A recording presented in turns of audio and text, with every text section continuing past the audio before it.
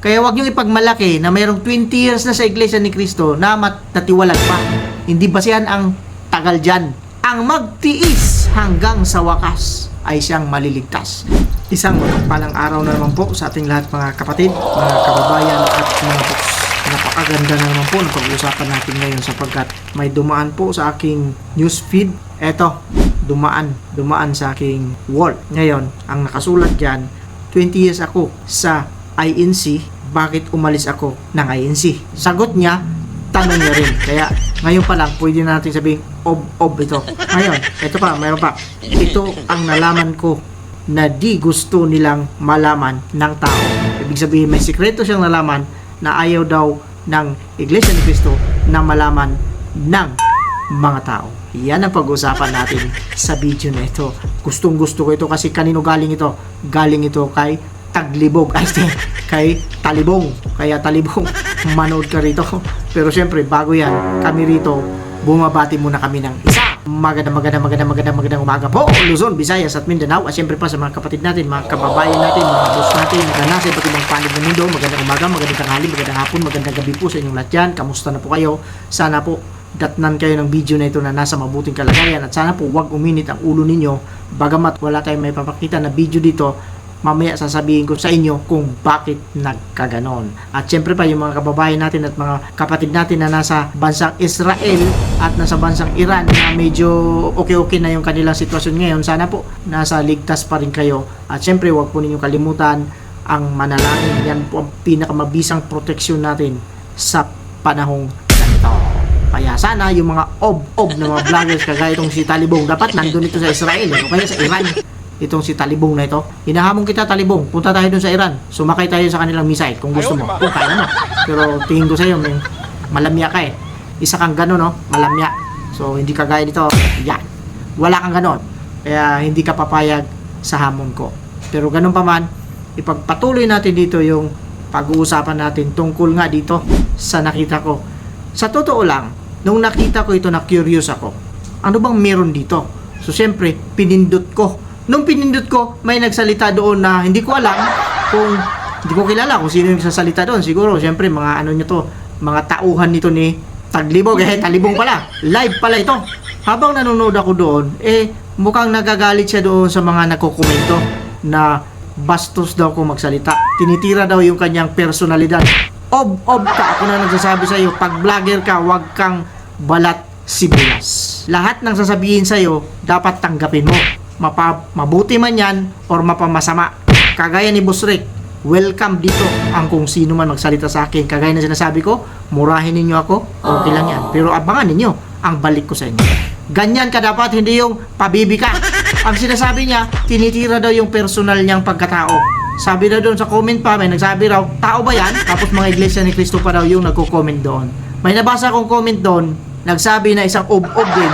Ganyan talaga ang mga Iglesia ni Cristo. Mga bastos yan sila kasi sumasamba ako doon sa kanila noon pero nakita ko sa kanila mga pagkatao ay bastos.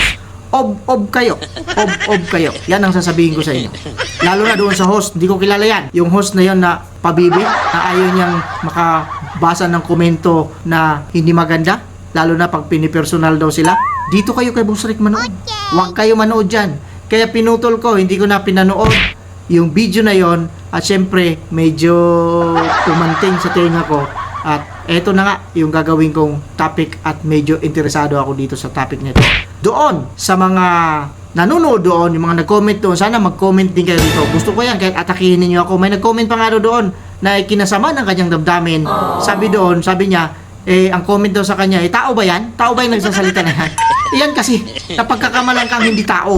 Dapat kasi magpakatao ka. Ngayon, may nag-comment doon sa kanyang parang sa kabilang linya kasi moderator daw siya. May nagsabi doon, hindi ko alam kung banal na aso, sabi niya, masama daw yung mga komento na ganon. Nagbasa pa siya doon sa, hindi ko lang na take note yung kanyang sinabing sitas at binasa din ng isang ob na tagabasa doon na masama daw yung mamimersonal ng kapwa. Kasalanan daw sa Diyos yun. Mga ob kayo. Dapat hindi na kayo nag-vlog. Dapat hindi bagay sa inyo mag-vlog na ganyan ang mga ugali ninyo. Puro kayo mga balat sibuyas. Hindi kayo pwede dito. Pa-vlog kayo, gusto ninyo yung marinig ninyo, yung mabasa ninyo, puro pabor sa inyo. Mga ob-ob kayo. Ako na nagsasabi sa inyo, ob-ob kayo. Yan ang sabi ni Boss Rick sa inyo. Oh, yes. Ngayon, punta tayo doon sa nagsabing, may picture ito eh. Yan, nakita ninyo yung picture, parang siya yan. 20 years daw siya sa Iglesia ni Cristo. Bakit daw siya umalis doon? Ob-ob ka, umalis ka, hindi mo alam. Ito ako magsasabi sa iyo para alam mo bakit ka umalis. Unang-una, hindi ka tunay na Iglesia ni Cristo. Pagka pumasok ka sa Iglesia ni Cristo, marami kang dahilan. Kung yung dahilan mo, gusto mo lang, may gusto ka lang mapangasawa doon, isa yun sa dahilan na mawawala ka dyan. Isa yun sa dahilan na mahihiwalay ka talaga dyan. Kasi hindi ka natamnan ng pananampalataya. Pangalawang, ob-ob ka, bakit ka umalis? Siguro, marami kang ginawang kalokohan. Di ba? Isa yan sa mga grounds kung bakit ka tinanggal or umalis or tiniwalag. Hindi mo sinabing tiniwalag ka eh. Kasi pagka clinic mo yung video, hindi naman yan ang laman. Hindi ko alam kasi mahaba ito eh. Hindi ko lang alam kung ano ang laman ng video na yun kasi live yun. Tanood lang ako saglit para lang mayroon ako idea. Pero ang layo ng thumbnail nila siguro nandun sa bandang huli. Kasi pag si Talibong ang gumawa, malayo talaga yan sa katotohanan. Napansin niyo yung kanyang profile, may dala-dala siyang cross. Doon pa lang panalo na kami Talibong eh. Ano silbi ng cross mo? Ano yung panakot? Panakot sa multo? Sino matatakot niyan? Kayo rin matatakot niyan. Panakot nyo rin yan sa sarili ninyo. Kunyari, naglakad kayo dyan sa kalsada na madilim, may nagbitbit ng krus. Di ba matatakot ka? Panakot mo yan. Kaya may dala-dala kang krus. Tapos sasabi pa doon sa moderator, wag naman ganon. Sana hindi ka na nag-vlog. Nag-vlog ka pa kasi tapos manipis pala ang mukha mo. Ito gayahin mo. Yan gayahin mo yan. Matigas yan. Tingnan mo matigas yan. Yan gayahin mo. Matigas yan. Hindi kagaya ninyo mga balat kamatis, balat sibuyas kayo. Balik tayo doon sa umalis daw sa Iglesia ni Cristo na 20 years na. Kahit ilang taong ka pa dyan, kung yung pananampalataya mo wala, di mo nilalagay dito. Maraming dahilan kung bakit ka mawala dyan, bakit ka inalis dyan. Number 1, syempre, lumabang ka sa pamamahala. Number 2, gumawa ka ng kalukuhan mo. Kaya wag niyong ipagmalaki na mayroong 20 years na sa Iglesia ni Cristo na natiwalag pa. Hindi basihan ang tagal dyan. Ang magtiis hanggang sa wakas ay siyang maliligtas. With that, sana nabubulol ako dito sa Talibong na ito. Sana nagustuhan ninyo itong video ko. Doon sa mga hindi nagkagusto, mag-comment lang kayo dyan. Welcome po kayo rito. Kahit anong i-comment ninyo. Hindi kagaya doon sa naging moderator nitong, yung may thumbnail na yan, parang feeling niya, angel siya, anghel siya. Mga anghel sila. Wag ganon, wag na lang kayo mag-vlog. Kung ang gusto nyo lang marinig, yung gusto ninyo. Paano naman yung mga kaisipan ng mga tao dyan sa baba? Yung mga bashers, ibang kaisipan yan. Kaya mga bashers, welcome kayo rito. Oh, yes. Mag-comment kayo ng mag-comment dyan. With that, kagaya ng sinasabi natin dito, maraming salamat sa patuloy na suporta ninyo dito sa munting channel natin, ang Boss Rick Vlogs TV. Kung hindi pa ninyo napindot yung kulay pula dyan, pindutin na ninyo. With that, kagaya ng sinasabi natin dito, mag-iingat tayong lahat. Pwede lang sa mga taong Bob. Bob.